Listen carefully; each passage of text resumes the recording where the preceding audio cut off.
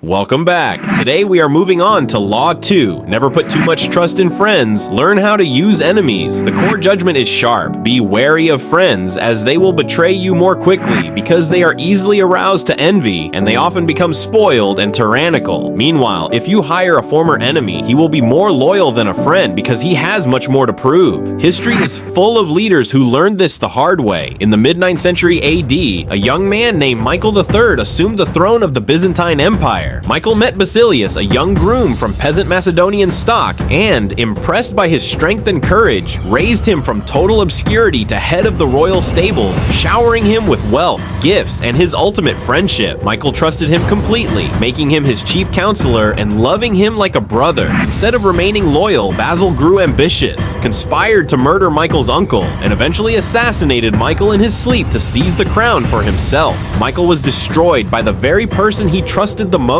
Now compare that to how wise leaders handle their adversaries.